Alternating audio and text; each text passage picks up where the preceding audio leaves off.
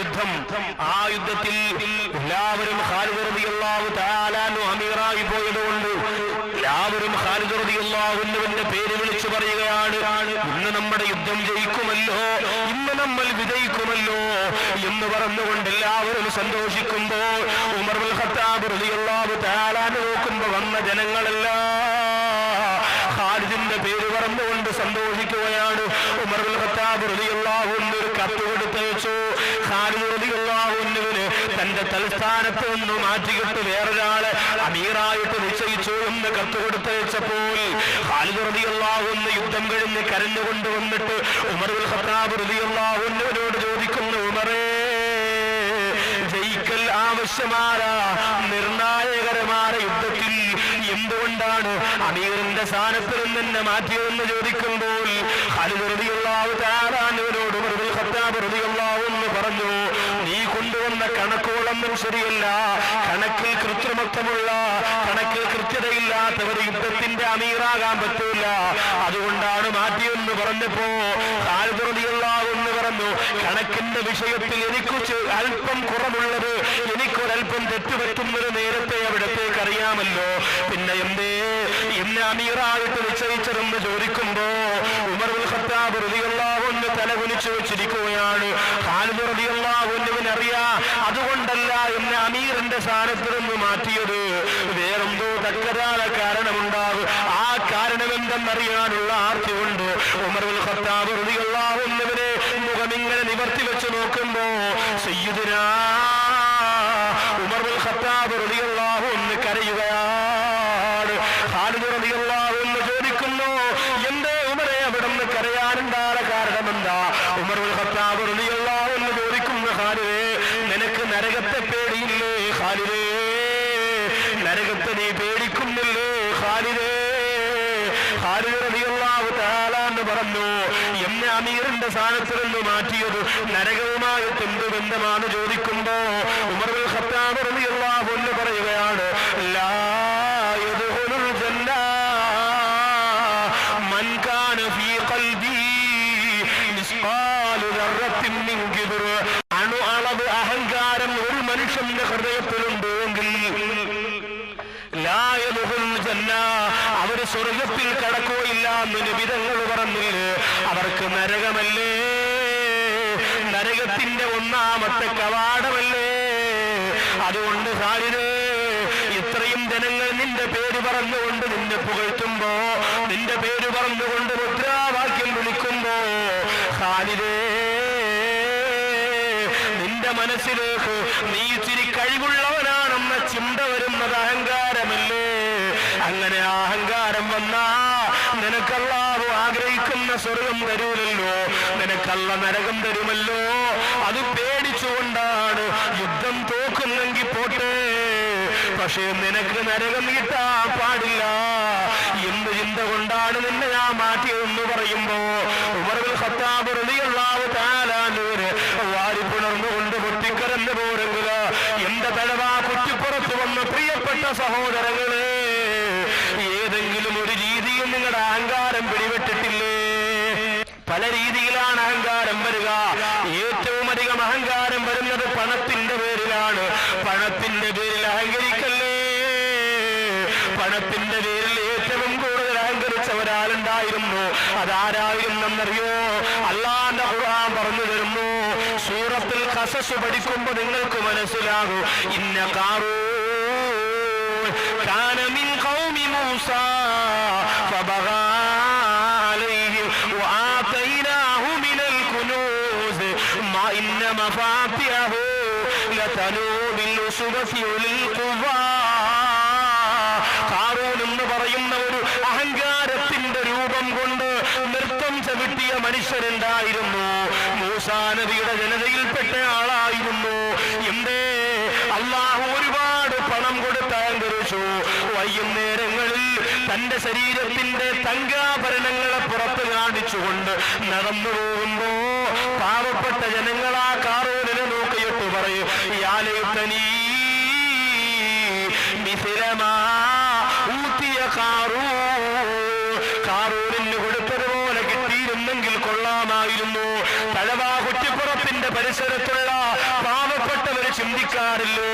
വില കൂടിയ വാഹനത്തിൽ അയൽവാസിയാറെ സഹോദരി ചാരി ഇരുന്ന് പോകുമ്പോ, അയൽവക്കക്കാര് 4 നില മണിമാളിക പണിയുമ്പോ, ലക്ഷക്കണക്കിന് രൂപയുടെ അടിച്ചുപൊളിക്കൽ അവരുടെ വീട്ടിൽ നടക്കുമ്പോ, ഒരു മോള കല്യാണം 100 കോടി രൂപയുടെ സ്വർണം ചെലവഴിച്ചുകൊണ്ട് നടത്തുമ്പോ, അത് കണ്ട് അത്ഭുതപ്പെടുന്ന പെണ്ണേ, നീ മനസ്സുകൊണ്ട് ചിന്തിക്കാറില്ലേ?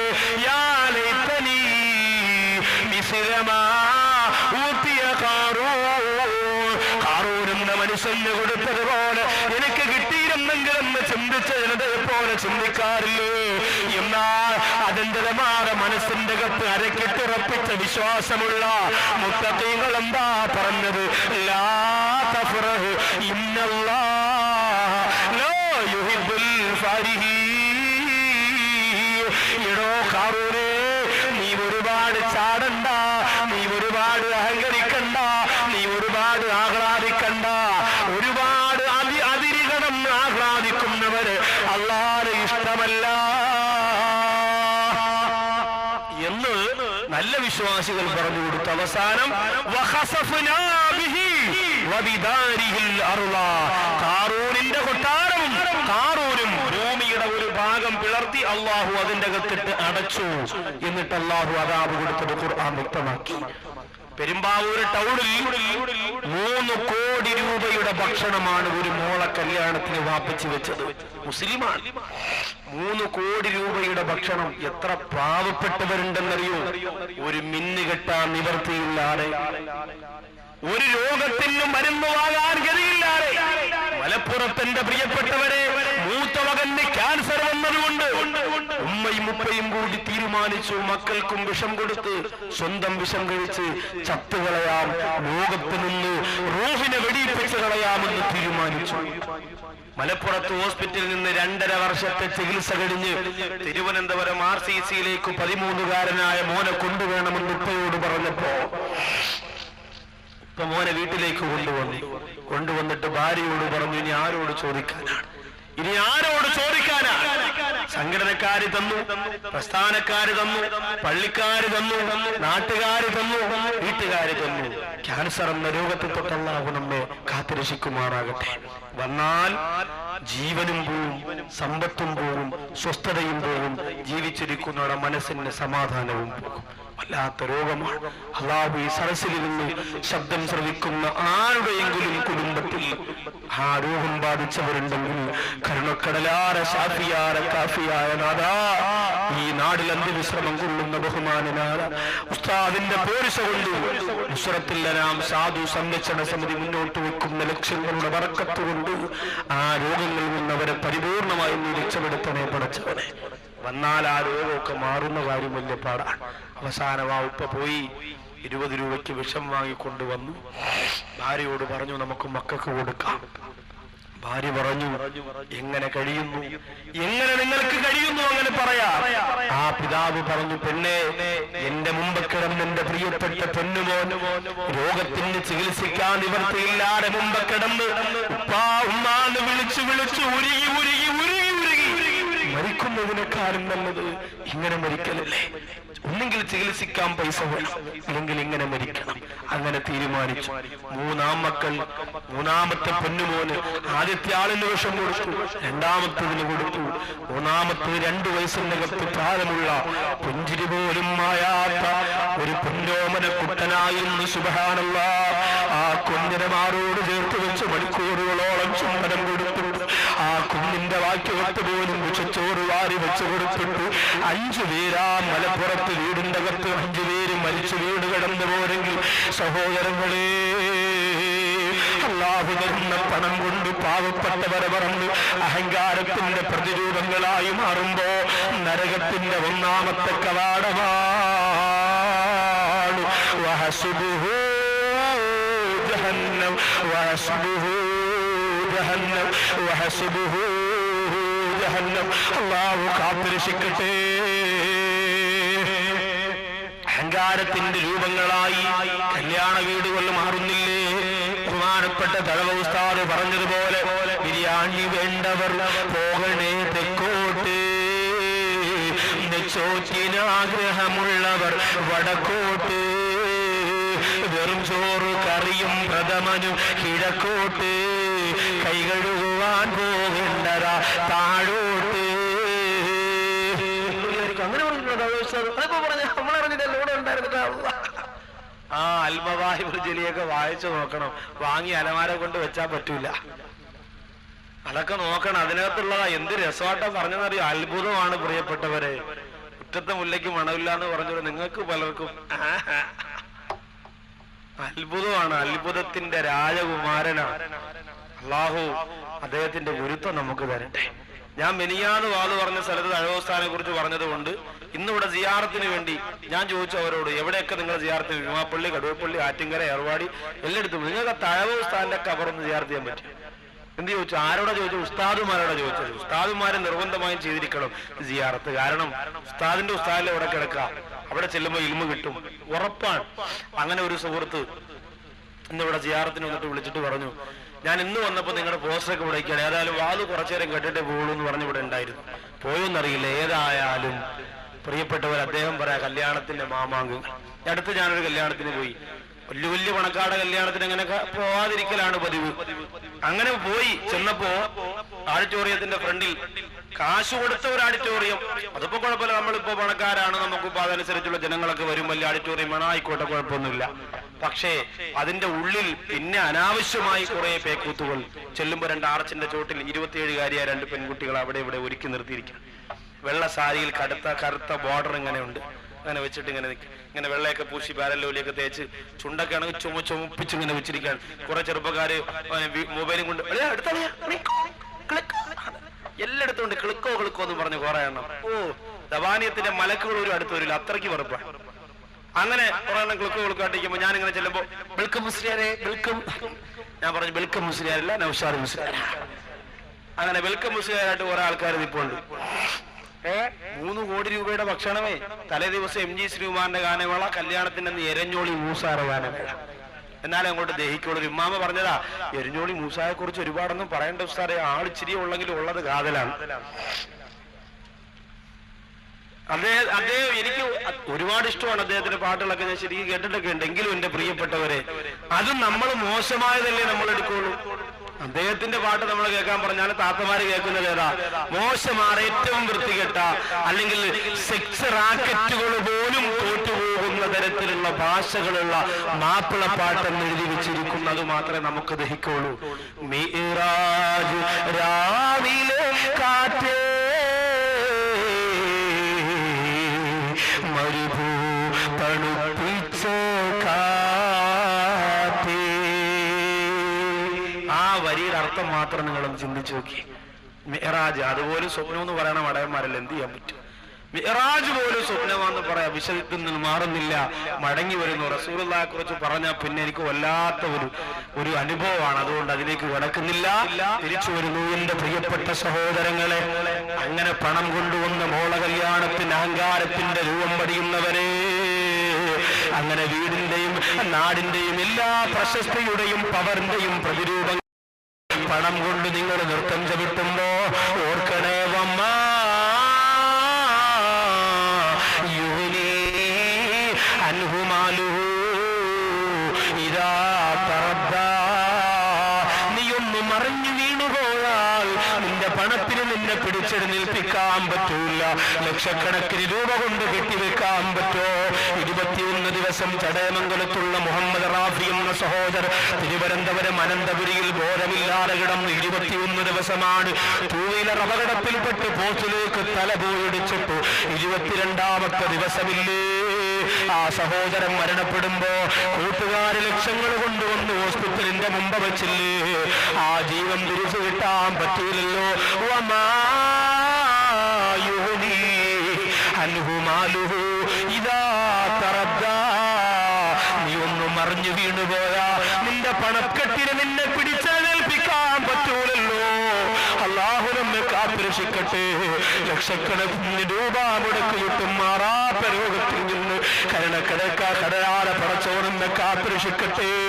പള്ളിയുടെ നടയിൽ പോയി കരച്ചീപ്പ് വിരിച്ചുകൊണ്ട് ശാള് വിരിച്ചുകൊണ്ട് എന്റെ മോന് ഓപ്പറേഷനാണ്, എന്റെ മോൾക്ക് കാല് സുഖമില്ല, കിഡ്നി തകരാറാണ് എന്ന് പറഞ്ഞുകൊണ്ട് ജുമാകളിൽ ഇറങ്ങിപ്പോകുന്നവരിട്ട് തരുന്ന 2 രൂപയും 5 രൂപയും നുള്ളിപ്പറക്കിയെടുക്കുന്ന ഗതികേട് അല്ലാഹു നമ്മെ തന്ന് മാറ്റിത്തരട്ടെ.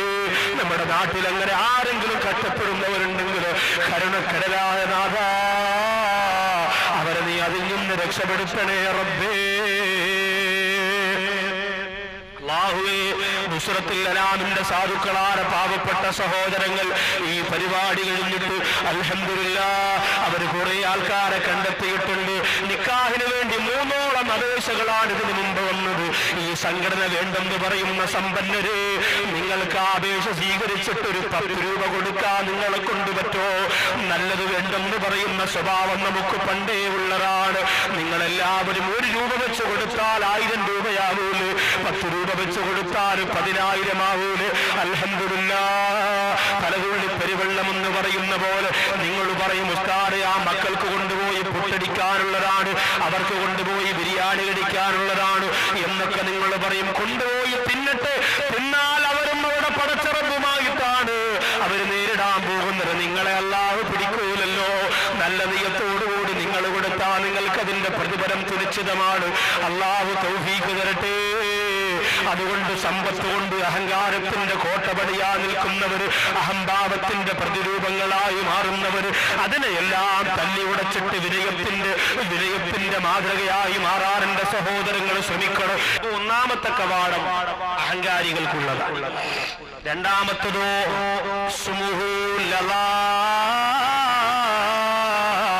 നരകത്തിന്റെ 2ാമത്തെ കവാടത്തിന്റെ പേരിൽ ലലാ എന്നാണ്. ലലാ സാമ്പത്തിക സൂക്ഷ്മതയില്ലാത്തവരാണ് അതിൽ കടന്നു പോകുന്നത്.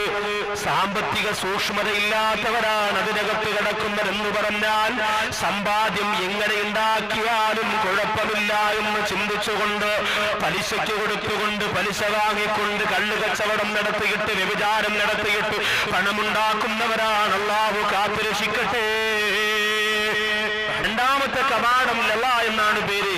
അതിലൂടെ കടക്കുന്നത് സാമ്പത്തിക സൂക്ഷ്മതയില്ലാത്തവരാണ്. ഇന്ന് പണം എങ്ങനെ സമ്പാദിക്കണമെന്നുള്ള ചിന്തയാണ് പലരുടെയും മനസ്സിലുള്ളത്. സഹോദരങ്ങളെ, ഹൈറായ രീതിയിലൂടെ പണം സമ്പാദിച്ചാൽ അതിനൊരു ബറക്കത്താണ്. ഹറാമിലേക്ക് വിട്ടുപോകാതെ പണം സമ്പാദിച്ചാൽ അതിനൊരു ബറക്കത്താണ്. പലിശ എന്ന് പറയുന്നതിന്റെ പ്രിയപ്പെട്ടവരെ ഇന്ന് തകർത്ത് തിമിർത്ത് ആടിക്കൊണ്ടിരിക്കുകയാണ്. ഹജ്ജിന് പോകുന്നവര് പോലും പോയിട്ട് വന്നിട്ട് പോലും പലിശയുടെ ബാക്കി വാങ്ങുന്ന കാലമാണ്. എന്റെ പ്രിയപ്പെട്ട സഹോദരങ്ങളെല്ലാം കൊട്ടേഷൻ ടീമിൽ പ്രവർത്തിച്ചുകൊണ്ട് കൈവെട്ടിയിട്ട് കാല് വെട്ടിയിട്ട് തല വെട്ടിയിട്ട് ഗുണ്ടാപിരിവ് നടത്തിയിട്ട് കിട്ടുന്ന പണം കൊണ്ട് ഉദരപൂരണം നടത്തുന്നവരാണ്. ഒഴിവാക്കണം. അപ്പമാരുടെ മനസ്സിലൊക്കെ ചിന്ത 5 മക്കളുണ്ടെങ്കിൽ ഒരാൾ ഗുണ്ടയായിരിക്കണമെന്ന്. ഒരാൾ ഹാഫിദ്, ഒരാൾ ആലിം, ഒരാൾ ഗുണ്ട. കാരണം വാപ്പാക്ക് ധൈര്യമായിട്ട് ഇറങ്ങി നടക്കാൻ തടകയിൽ ആരും വിരട്ടൂല. വിരട്ടിയാൽ എന്റെ മോനെ ശുക്കൂറിനെ ഇപ്പൊ ഞാൻ വിളിക്കുമെന്ന് പറഞ്ഞ് മൊബൈൽ എടുക്കുമ്പോ വേണ്ട ഒന്നും വേണ്ട അവനെ വിളിക്കണ്ട. അതിനുവേണ്ടി ഒരു ഗുണ്ട ആവശ്യമാണ് പറയാം. ഒരു സ്ഥലത്ത് വാതിന് പോയപ്പോ മുടിയൊക്കെ വിടം വരെ വളർത്തി ഒരു സഹോദരൻ, സാറേ ബിസിനസിന്റെ പുരോഗതിക്ക് വേണ്ടി ദുആ ചെയ്യണം, കൈയൊക്കെ നല്ല തഴമ്പ്. എന്താണ് ബിസിനസ്? ഞാനൊരു ചെറിയ ഗുണ്ടയാണ്. അല്ലാഹുമ്മ അൻസിൽ ഫീ ഗുണ്ട വൽ ഗുണ്ട എന്ന് ദുആ ചെയ്യാൻ പറ്റും. ചെറിയ ഗുണ്ടയാണ് പോലും. ആലോചിച്ച നമ്മൾ. അപ്പോ അങ്ങനെ മറ്റുള്ളവരെ വഞ്ചിച്ചുകൊണ്ട് പറ്റിച്ചുകൊണ്ട് തട്ടിയെടുത്തുകൊണ്ട് ഇന്നുണ്ടല്ലോ റിയൽ എസ്റ്റേറ്റ് ബിസിനസ്. പാരൻ അല പാരിഹിം എന്ന് പറഞ്ഞ പോലെ ഒരാൾ മറ്റൊരാൾക്ക് പാരയാണ്. നേരം വെളുക്കും പറയാം മറ്റോ മൊബൈൽ എടുത്ത് അല്ലോട് ഒറ്റ നേരം വെളുക്കുമ്പോൾ ഓടുക. എന്നിട്ട് പാര വെച്ചുകൊണ്ട് മറ്റുള്ളവരെ കരയിപ്പിച്ചുകൊണ്ട് ഒരു തുണ്ട് ഭൂമിക്ക് വേണ്ടി കൂടപ്പുറപ്പിനെ വരെ ചവിട്ടിത്താഴ്ത്തിയിട്ട് എന്റെ പ്രിയപ്പെട്ടവരെ പണമുണ്ടാക്കിയെന്ന് അഹങ്കാരത്തോടെ പറയുന്നവരാലോചിച്ചോ. ഇന്നലികുല്ലി ഉമ്മത്തിൻ ഫിത്ന വഫിത്നതു ഉമ്മത്തി അൽമാ. എല്ലാ സമുദായത്തിനും അല്ലാഹു ഫിത്ന കൊടുത്തിട്ടുണ്ട്. വഫിത്നതു ഉമ്മത്തി അൽമാ. എന്റെ സമുദായത്തിന് അല്ലാഹു കൊടുത്തിരിക്കുന്ന ഫിത്ന അത് സമ്പത്താണ്. അത് സമ്പത്താണ്. അത് ക്യാൻസറല്ല, ട്യൂമറല്ല, എയ്ഡ്സ് അല്ല, സമ്പത്താണ് എന്ന് ലോകത്തിന്റെ നായകൻ പറയുമ്പോൾ ആ സമ്പത്ത് വരുമ്പോ നമ്മുടെ രൂപം മാറുന്നില്ലേ? നമ്മുടെ കോലം മാറുന്നില്ലേ? നമ്മുടെ ഭാവം മാറുന്നില്ലേ? പ്രമാണമില്ല സൊസൈറ്റിയിൽ വെച്ച് കേൾപ്പിപ്പോവാണ്. ഉസ്താദിനോട് വന്ന് പറയുന്നു 100 രൂപ ഉസ്താദിനോട് കൊടുത്ത് ദുആ ചെയ്യണം. ഉസ്താദേ ഞാൻ രക്ഷപ്പെട്ടാ നിങ്ങളെ ടൈമാണ്, നിങ്ങളെവിടെ ആരും ഒന്നും പറയൂല, മാസാമാസം ഞാൻ തരും 10,000 രൂപ, നിങ്ങൾ വിഷമിക്കണ്ട, ഞാൻ രക്ഷപ്പെടാൻ വേണ്ടി ദുആ ചെയ്യണം. ചെറ്റക്കൂലൊക്കെ പണയപ്പെടുത്തിയിട്ട് പോവാൻ. മാമാക്ക് 50 രൂപ, അസിസ്റ്റന്റിന് 75 രൂപ, ഉസ്താദിന് 100 രൂപ കണക്കാക്കി കൊടുത്ത് കേൾപ്പിപ്പോയി. ഉസ്താദ് കരഞ്ഞു വിളിച്ചൊരു ദുആ അങ്ങോട്ട് ചെയ്ത് ചെന്ന് കേറിയ ഉടനെ അവൻ തിരിച്ച് നാട്ടിൽ വിളിച്ചു, ഉമ്മച്ചി ഉസ്താദിന്റെ ദുആ കബൂലായി ഉമ്മ, കണ്ണു കണ്ടുകൂടാത്തൊരു പൊട്ടൻ അറബിയാണ് എനിക്ക് കിട്ടിയതല്ല, എത്ര വാരിക്കൊണ്ടുവന്നേരം ഒന്നോണം അറിയൂല. ഉസ്താദ് കിടിലൻ തന്നെ. 2 കൊല്ലം അവിടെ നിന്ന് 25 കൊല്ലം ഒരാൾ നിന്ന് മോട്ടിച്ചാ കിട്ടുന്ന പൈസ മൊത്തം ഉണ്ടാക്കി നാട്ടിൽ വന്നു. വന്നപ്പോ ഉസ്താദ് വിചാരിച്ചിരുന്നു ഗോള് തന്നെ നമ്മൾ ദുആയൊക്കെ ചെയ്ത് സെറ്റപ്പായ പയ്യൻ വന്നു. ഉസ്താദിനെ കണ്ടോന്നെ ഉസ്താദ് ഓടിച്ചെന്ന് മുസാദ് ചോദിച്ചു, ഉസ്താദിന്റെ സ്ഥലം ഇവിടെ തഴവേലോ? ശരി അപ്പൊ ഉസ്താദ് ചോദിച്ചു, എന്തുകൂടെ എന്റെ കവലിനകത്ത് ചേമ്പ വെച്ചിട്ടിരിക്കുകയാണ്, സംസാരിക്കാൻ വയ്യ, വയറൊക്കെ ഇറങ്ങി കവളൊക്കെ പെരുവി ഉസ്താദിന്റെ സ്ഥലം ഇവിടെ. ഉസ്താദ് അന്തം വിട്ടുപോയി. കാരണം എന്താണെന്നറിയോ? കുറച്ച് നോട്ട് കെട്ടുകൾ ഇപ്പൊ അവന് കിട്ടി, അതാണ് ഈ മാറ്റം. ഉസ്താദിനെ അറിയാൻ വയ്യ. മോദി സാഹിബ് ഓടി വന്നിപ്പോ കിട്ടുമെന്നും പറഞ്ഞു ചവിട്ടി തൂത്തുകൊണ്ട് വണ്ടി എടുത്തോണ്ട് ഒറ്റ പോക്ക്. ആരെയും തിരിച്ചറിയുന്നില്ല. പണ്ട് അവസാനം പോക്കത്തി കിടന്ന 10 രൂപ കാണിക്ക വഞ്ചിയിലേക്ക് ഇട്ടുകൊടുത്തു പോയ ഓർമ്മ പോലും ഇന്നവനില്ല. എന്തുകൊണ്ട്? പണം വന്നു മൂടിയതുകൊണ്ട്. പാവപ്പെട്ട ചെറ്റക്കൂരയിൽ കഴിഞ്ഞിരുന്ന പാവപ്പെട്ട പെൺകുട്ടികളെ എത്രയോ മിടുക്കന്മാരായ സഹോദരങ്ങൾ സ്ത്രീധനവും അച്ചാരോ ഒന്നും വേണ്ടാന്ന് പറഞ്ഞുകൊണ്ടുപോയി നിക്കാഹ് കഴിച്ച് വീട്ടിൽ കൊണ്ടുപോയി. ഇന്ന് ഏറ്റവും കൂടുതൽ അഹങ്കരിക്കുന്നത് അന്ന് പാവപ്പെട്ട കുള്ളി ജീവിച്ച പെൺകുട്ടികളാണ്. കാരണം എന്താ? ഇന്നവർക്ക് സെറ്റപ്പായി, ഇന്നവർക്ക് പണമായി, ഇന്നവർക്ക് മൊബൈലായി. ഇന്ന് പിന്നെ ഭർത്താവ് വരച്ച വരയിൽ നിൽക്കുന്നു. ഇന്ന് പിന്നെ എവിടെ ആ മോഡലൊക്കെയായി, പണം ഒരുപാടായി. ഇന്ന് എന്റെ പ്രിയപ്പെട്ടവരെ, പർദ്ദയ്ക്കകത്ത് ചുരിദാറിനകത്ത് 4 പോക്കറ്റും 10 മൊബൈലും 100 മെമ്മറി കാർഡും 500 സിമ്മുമില്ലാത്ത പെണ്ണ് നമ്മുടെ നാട്ടിലില്ലാത്ത അവസ്ഥ വരെയെത്തി. അഹങ്കാരത്തിന്റെ പ്രതിരൂപങ്ങളായി എല്ലാ പെൺകുട്ടികളും ബൈക്കും ബുള്ളറ്റും ഓടിച്ചു തുടങ്ങി. ഭർത്താവ് പുറകിലിരിക്കുന്നു, പെണ്ണ് ഹെൽമറ്റും വെച്ച് ഫ്രണ്ടിലിരിക്കുന്നു. ആ രീതിയിലായി. ആലോചിക്കണം നമ്മൾ. അഹങ്കാരികളാകാൻ തോന്നെ സമയം വേണ്ട സഹോദരിമാരെ. അതുകൊണ്ട് പണം കിട്ടുമ്പോൾ ഒരുപാട് ശ്രദ്ധിക്കണം. ഹറാമായ രീതിയിലൂടെ പണം സമ്പാദിച്ചാൽ ആ പണം കൊണ്ട് ഹൈറായ ഒരു കാര്യവും നിനക്ക് ചെയ്യാൻ പറ്റില്ല. ഹറാമായ രീതിയിലൂടെ പണം ചെലവഴിച്ച അതിന്റെ ഓരോ കാശിനും അല്ലാഹുവിനോട് കണക്ക് പറയേണ്ടി വരും. കള്ളിന് വേണ്ടി എത്രയാ എന്റെ ചെറുപ്പക്കാരാ നീ ചെലവഴിക്കുന്നത്? കള്ളിന് വേണ്ടി എത്രയാ ചെലവഴിക്കുന്നത്? കൂട്ടുകാർ പറയും എന്റെ കയ്യിൽ കാശില്ലടാ. അപ്പയവും പറയും നീ വിഷമിക്കണ്ടടാ, അതൊക്കെ എന്റെ വാപ്പച്ചി ഉണ്ടാക്കിയിട്ടുണ്ട്, നീ വാ, നിനക്ക് ഞാനല്ലേ പാർട്ടി നടത്തുന്നത്, നമ്മുടെ പാർട്ടി ജയിച്ചടാ, അല്ലെങ്കിൽ എന്റെ പാർട്ടിക്ക് സൊസൈറ്റി കിട്ടിയടാ, അതുകൊണ്ട് നീ വാ എന്ന് പറഞ്ഞുകൊണ്ട് തോളത്ത് കൈയിട്ടുകൊണ്ട് കൂട്ടുകാരോട് വാഹനം പിടിച്ചുകൊണ്ട് ബിവറേജ് ഷാപ്പിലേക്ക് പോയിട്ട് കാശ് മടക്കുന്ന സഹോദരാ, ഓരോ ശില്ലിക്കാശിനും അള്ളാനോട് കണക്ക് പറയേണ്ടി വരും. 1 രൂപയില്ലല്ലോ എന്ന് പറഞ്ഞ് മെഡിക്കൽ കോളേജിന്റെ മുന്നിൽ ഭർത്താവിന് മരുന്ന് വാങ്ങാൻ കാശില്ലാതെ ഭർത്താവിന് മാത്രം അവകാശപ്പെട്ട തന്റെ സൗന്ദര്യമുള്ള ശരീരത്തെ ലോഡ്ജിലേക്ക് ചൂണ്ടിക്കാണിയിട്ട് കാണിച്ചിട്ടും 250 രൂപയ്ക്ക് ശരീരം വിറ്റ് ഭർത്താവിന് മരുന്ന് വാങ്ങാനോടും നൂറുകണക്കാണ് ഈ സമുദായത്തിന്റെ പെൺകുട്ടികളുടെ നെഞ്ചത്തത് വിട്ടുകിട്ട് കണ്ണുപിടിച്ച് അറമ്മാദിക്കുന്ന അഹങ്കാരത്തിന്റെ പ്രതിരൂപങ്ങളാണ് പിശാചിന്റെ അനുയായികളായ അരപ്പൊരിച്ചുകൂടെ യുവത്വമേ. എന്റെ ശബ്ദം ശ്രവിക്കുന്നവര് മുഴുവനും അത്തരക്കാരാണെന്നതിന് അർത്ഥമില്ല. എവിടെയെങ്കിലും ഇരുന്ന് കേൾക്കുന്നവരോ നിങ്ങളുടെ കൂട്ടുകാരോ ആരെങ്കിലും ഇതിൽ പെട്ടുപോകുന്നവരാണെങ്കിൽ മോനെ, ഇത്തിരി പോലെ ജീവിതത്തെ തട്ടിക്കളിക്കാതിക്കാറ് അള്ളാന്റെ പൊരുത്തത്തിലേക്ക് പറവകളെ പോലെ ചിറക് വെച്ച് പറന്നുയരാനുള്ള സമയം വൈകിപ്പോയെന്ന് പറഞ്ഞ് മനസ്സിലാക്കി കൊടുത്തിട്ട് നാളെ ഇവിടെ കൊണ്ടുവന്നിരിപ്പിക്കോ. ഈ സരസിൽ നിന്ന് നാളെ എഴുന്നേറ്റ് പോകുമ്പോ കണ്ണീരോടെ ദുആ ചെയ്തുകൊണ്ട് പുതിയ ഒരു യുവത്വത്തിന്റെ ഈമാൻ തിളയ്ക്കുന്ന പ്രതികാരമുള്ള ഇബ്ലീസിനോട് പ്രതികാരമുള്ള പൈശാചിനോട് പ്രതികാരമുള്ള അല്ലാഹുവിനോട് ഏറ്റവും നല്ല അടുക്കാൻ ആർത്തിയുള്ള ആഗ്രഹമുള്ള ആവേശമുള്ള അത്യാഗ്രഹമുള്ള ഈമാനിന്റെ ചുണക്കുട്ടന്മാരായി ഈ സരസിൽ എഴുന്നേൽക്കണം. അല്ലാഹു അതിന് നമുക്ക് ഭാഗ്യം തരട്ടെ. അതുകൊണ്ട് ഹറാമായ വഴികൾ എളുപ്പമാണ് പണം സമ്പാദിക്കാൻ. പലിശയ്ക്ക് കൊടുത്താൽ എത്രയോ ലക്ഷക്കണക്കിന് രൂപയാണ് കിട്ടുന്നത്. ഒരു ചരിത്രം ഇന്ന് സമ്മാനമായി നിങ്ങൾക്ക് തരാൻ പോവാണ്. ഇബ്നു ഹജർ റളിയല്ലാഹു തആല അൻഹു അല്ലാഹുവിനെ ഒരുപാട് വയന്ന് ജീവിച്ച മഹാനുഭാവനാണ്. പടച്ചതമ്പുരാന്റെ പള്ളിക്കകത്ത് റമളാനിന്റെ രാത്രിയിൽ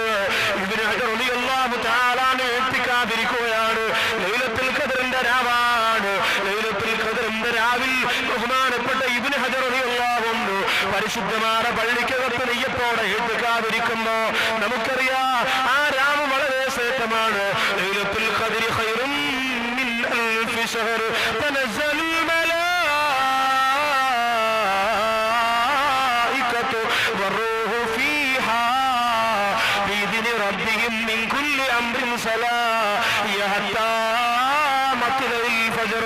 സൂര്യോദയത്തിന്റെ സമയം വരെ ഫജ്ർ വെളിവാകുന്നത് വരെ 10,000-കണക്കാര മാലാഖമാര്, ലക്ഷക്കണക്കാര മാലാഖമാര് വാനലോകത്ത് നിന്ന് മഴത്തുള്ളികളെ പോലെ പെയ്തിറങ്ങുന്ന പേമാരി പോലെ വന്നിറങ്ങുന്ന സുന്ദരരാവാണ്.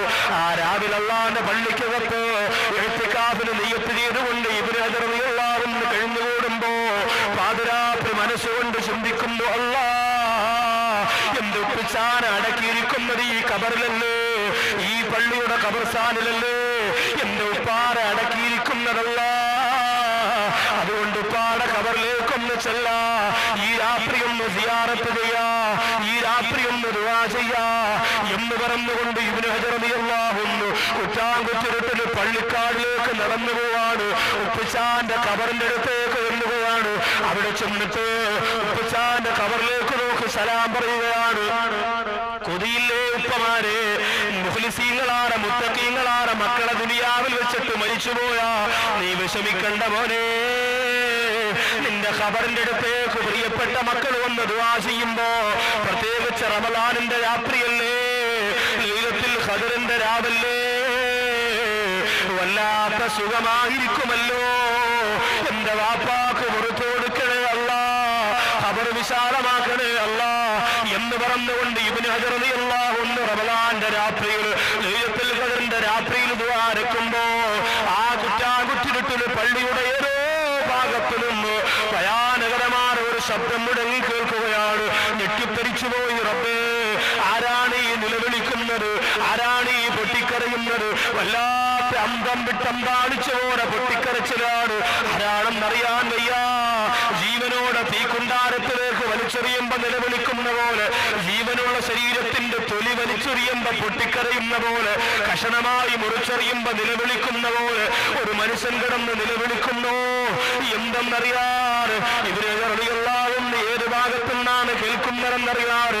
പള്ളിയുടെ പള്ളിപ്പറമ്പാകുന്ന ഖബറിന്റെ ഭാഗത്തുമിടയിൽ ഇങ്ങനെ കറങ്ങിപ്പോകുമ്പോ അതേ കാടുകൾക്കിടയിൽ നിറയ്ക്കപ്പെട്ടിരിക്കുന്ന ഒരു ഖബറ്, ഇടിഞ്ഞുപോലെ കുടുങ്ങിത്താണ് പോയ ഒരു ഖബറ്. സുബ്ഹാനല്ലാഹ്, ആ ഖബറിന്റെ അകത്ത് നിന്നാണ് ഈ നിലവിളി കേട്ടത്. ഇബ്നു ഹജർ റളിയല്ലാഹു അൻഹു ഞെട്ടിത്തരിച്ചു പോയി, മുട്ടുകാല് വിറച്ചുപോയി, പള്ളിയിലേക്ക് പോയി. സുബ്ഹി നിസ്കാരത്തിന് പള്ളിയിൽ വന്ന ഏറ്റവും പ്രായം കൂടിയ ഒരു ഉപ്പാനോട് പറഞ്ഞു, ഉപ്പാ ഒരു ഖബർ ഞാൻ കാണിച്ചു തന്നാൽ അതിനകത്ത് ആരെയാണ് അടക്കപ്പെട്ടിരിക്കുന്നതെന്ന് ഉപ്പയൊന്ന് പറയുമോ? ആ ഉപ്പ പറയുന്ന തങ്ങള് 30 വർഷമായിട്ട് ഇവിടെ ആരെയൊക്കെ അടക്കിയിട്ടുണ്ടോ അവരുടെ പേരെനിക്കറിയാം, അവരുടെ ഖബർ എനിക്കറിയാം. ഇബ്നു ഹജർ റളിയല്ലാഹു അൻഹു ആ പ്രിയപ്പെട്ട ഉപ്പാന്റെ കയ്യും പിടിച്ചുകൊണ്ട് ചെല്ലുകയാണ്.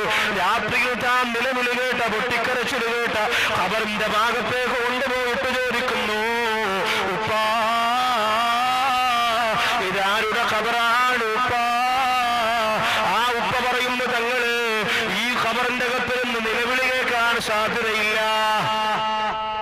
കാരണം ഇയാൾ കൃത്യമായി നിസ്കരിച്ചിരുന്ന ആളാണ്, നോമ്പ് പിടിച്ചിരുന്ന ആളാണ്. പിന്നെ എന്തേ കരഞ്ഞുപോയതെന്ന് എനിക്കറിയില്ല തങ്ങള്. ഇബ്നു ഹജർ റളിയല്ലാഹു അൻഹു പറയുകയാണ്, ഒന്ന് ഓർത്തു നോക്കിയേ, ഒന്ന് ആലോചിച്ചു നോക്കിയേ, ജീവിതത്തിൽ അല്ല പൊറുക്കാത്ത എന്തെങ്കിലും തെറ്റ് ചെയ്തിരുന്നോ എന്ന് ചിന്തിക്കാൻ പറയുമ്പോൾ ഇബ്നു ഹജർ റളിയല്ലാഹു അൻഹുവിനോട് ആ ഉപ്പ പറയുന്നു, തങ്ങള് ഒരു കാര്യം എനിക്ക് ഓർമ്മ വരികയാ. മരിക്കുന്നതിനും കുറെ മാസങ്ങൾക്ക് മുമ്പ് ഇയാൾക്കൊരു രോഗം പിടിപെട്ടത് കൊണ്ട്, ജോലിക്കൊന്നും പോകാൻ പറ്റാത്തത് കൊണ്ട് ഭാര്യ പറഞ്ഞു, അദ്ദേഹത്തിനോട് ഭാര്യ പറഞ്ഞു, ഇനി നിങ്ങളൊരു ജോലിക്കും പോണ്ട, ഇത്രയും നാള് കച്ചവടം ചെയ്ത ലാഭം എടുത്തുകൊണ്ട് അതിനെ അങ്ങ് പലിശയ്ക്ക് കൊടുക്കാ. അങ്ങനെ ഭാര്യയുടെ വാക്ക് കേട്ടുകൊണ്ട് 10,000-കണക്കിന് രൂപ പലിശയ്ക്ക് കൊടുത്ത് ജീവിച്ച മനുഷ്യനാണ്. ആ പലിശയ്ക്ക് കൊടുത്ത്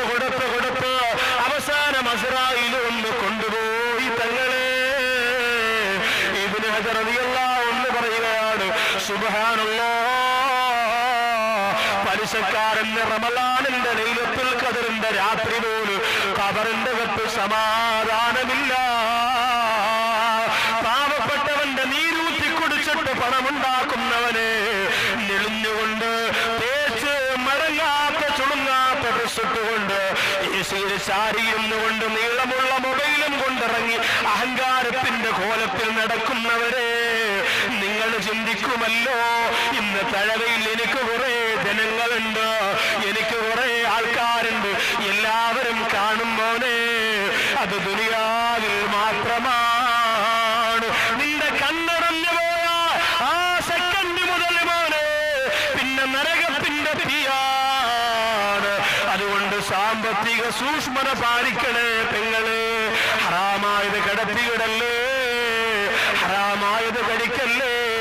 എന്തിനേറെ ഒരു തുണിക്കടയിലേക്ക് തുണിയെടുക്കാൻ പോയാൽ ആ കടയിൽ ചെന്നിട്ട് 600 രൂപയുടെ സാരി 400 രൂപയ്ക്ക് വാങ്ങിക്കൊണ്ടുവരുമ്പോ കടക്കാരൻ പറയുന്നു, ഗതിയില്ലാതെ സമ്മതിച്ചതാണെന്നൊരു വാക്ക് പറഞ്ഞാൽ 200 രൂപയുടെ ഭാഗം ഹറാമാണ് പെണ്ണേ.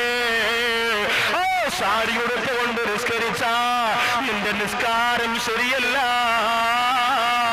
കടക്കാരെ പറ്റിച്ചുകൊണ്ട് കൊണ്ടുവന്ന പർദ്ദയുണ്ടല്ലോ, ആ പർദ്ദയിട്ടുകൊണ്ട് നിസ്കരിച്ച നിന്റെ നിസ്കാരം ശരിയല്ല. എന്റെ പ്രിയപ്പെട്ട ചെറുപ്പക്കാരാ, പെരുന്നാളിന് ജീൻസ് വാങ്ങാൻ പോയി 1100 രൂപയുടെ ജീൻസ് പറഞ്ഞ് ശല്യം കാരണവസാനം 500 രൂപയ്ക്കാണ് നിനക്ക് തന്നതെങ്കിൽ മോനെ, നല്ല മനസ്സോടെ പൊരുത്തത്തോടു കൂടിയല്ല വില കുറച്ച് തന്നതെങ്കിൽ അത് ഹറാമാണ് മോനെ, അതുപോലും ഹറാമാണ്. പലിശ മാത്രമല്ല ഹറാമായത്, അയൽവാസിയുടെ പൊരുത്തമില്ലാതെ അവരുടെ മാവിൽ നിൽക്കുന്ന മാമ്പഴം അടർന്നു വീണതില്ലേ, അത് പെറുക്കി മക്കൾക്ക് കൊടുക്കുന്നത് പോലും ഹറാമാണ്. അബൂ ദുജാന റളിയല്ലാഹു അൻഹു അതുകൊണ്ടല്ലേ നബി തങ്ങളോട് പറഞ്ഞത്, നബിയേ, ഇന്ന് സുബഹി കഴിഞ്ഞ് ഒരുപാട് നേരം എനിക്ക് പള്ളിയിലിരിക്കാൻ പറ്റൂല. ഇന്നലെ ഞാനങ്ങനെ ഇരുന്നിട്ട് ചെന്നപ്പോ ജോലി കുറച്ചു ദിവസം കൊണ്ടില്ല നബിയേ, അതുകൊണ്ട് കുടുംബം പട്ടിണിയാണ് നബിയേ. എന്റെ പ്രിയപ്പെട്ട മക്കള് വിശന്ന് തളർന്ന് വീടിന്റെ മുമ്പിലേക്ക് വന്ന് അബീ അബീ എന്ന് വിളിച്ചുകൊണ്ട് കരഞ്ഞപ്പോ അപ്പുറത്ത് താമസിക്കുന്ന ജൂതന്റെ ആ വൃക്ഷത്തിൽ നിന്ന് ഫലങ്ങൾ ഇങ്ങനെ പഴുപ്പന്റെ വീട് മുറ്റത്തേക്ക് വീണതാണ്. ആ മക്കള് പോയി ഇഴന്നെടുത്ത് കഴിച്ചു നബിയേ. ഞാൻ വേഗം തന്നിട്ട് വിശന്ന് വലന്ന എന്റെ മക്കളുടെ വായ്ക്കകത്തേക്ക് കൈ കടത്തിയിട്ട് അതിന് പുറത്തേക്ക് ഛർദിപ്പിച്ചു കളഞ്ഞു നബിയേ എന്ന് പറയുമ്പോ അവരുടെ അനുയായികളായി മര്യാദയുടെ മഹിതത്വങ്ങൾ സ്വീകരിച്ചുകൊണ്ട് ജീവിക്കാനുള്ള ഇന്ന് വിദേശ രാജ്യത്ത് വലിയ മോഷണം നടത്തുന്നില്ലേ? സൗദി അറേബ്യ എന്ന പരിശുദ്ധമായ രാജ്യത്ത് പോലും കള്ളം പഠിച്ചുകൊണ്ട് മോഷണം പഠിച്ചുകൊണ്ട് എന്റെ പ്രിയപ്പെട്ടവരെ എത്രയോ സ്ഥാപനങ്ങളിൽ നിന്ന് കൈയിട്ട് വാരിയിട്ട് നാട്ടിൽ വന്നിട്ട് ആഡംബരത്തോടെ ജീവിക്കുന്നില്ലേ മോനെ? അവിടെ പോയി അറബിയെ പറ്റിച്ച് പണമുണ്ടാക്കിയിട്ട് നാട്ടിൽ വിളിച്ചു പറയും, വാപ്പാ റെഡിയായിക്കോ ഹജ്ജിന് പോണം, ഉമ്മ റെഡിയായിക്കോ ഹജ്ജിന് പോണം. കുറെ